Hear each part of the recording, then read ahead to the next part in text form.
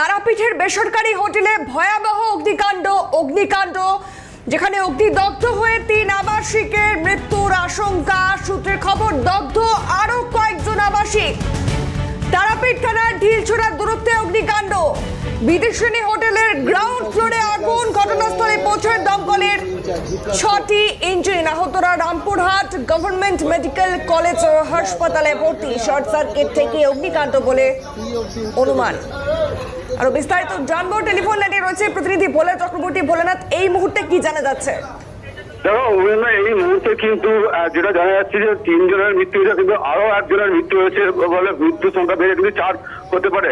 তবে ইতিমধ্যে কিন্তু আগুন নিয়ন্ত্রণে হয়েছে, প্রচুর পুলিশ সেখানে মোতায়েন করা হয়েছে। তবে যেটা প্রাথমিকভাবে জানা যাচ্ছে যে শর্ট সার্কিট থেকে কিন্তু এই আগুন লাগে এবং আগুন লাগার ফলে যে ধোঁয়া সৃষ্টি হয়, যে ওই ধোঁয়ার জন্য মানুষ কিন্তু বেরোতে পারেনি, তার জন্য অগ্নিদগ্ধ হয়ে যায় কয়েকজন আবাসিক এবং তাদের মধ্যে 3 জনের মৃত্যু হয়েছে এটা জানা গেছে এবং পাশাপাশি বেশ কয়েকজন কিন্তু আহত হয়েছে।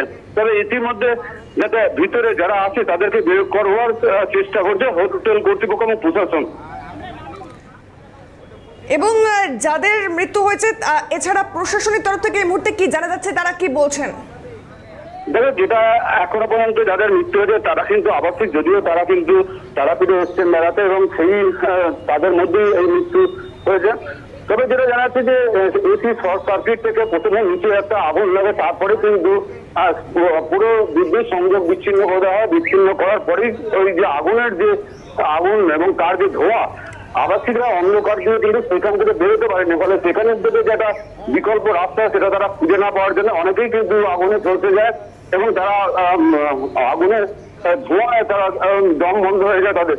ফলে এই নিয়ে কিন্তু ইতিমধ্যে তদন্ত শুরু করে দিয়েছে যে দমকল আধিকারিক এবং পাশাপাশি তারাপীঠ থানার পুলিশ। তবে এখনো পর্যন্ত যেটা জানা যাচ্ছে বেশ কয়েকজনের কিন্তু আহত হয়েছে, তাদেরকে রামপুরহাট মেডিকেল কলেজ হাসপাতালে পাঠানো হয়েছে। আচ্ছা, বেশ ধন্যবাদ ভোলানাথ। যে খবরে নজর রাখছি, তারাপীঠের বেসরকারি হোটেলে ভয়াবহ অগ্নিকাণ্ড। অগ্নিদগ্ধ হয়ে 4 আবাসিকের মৃত্যুর আশঙ্কা। সূত্রের খবর, দগ্ধ আরো কয়েকজন আবাসিক। তারাপীঠ থানার ঢিলছোড়া দূরত্বে অগ্নিকাণ্ড। কি বললেন হোটেল মালিক, শোনাবো।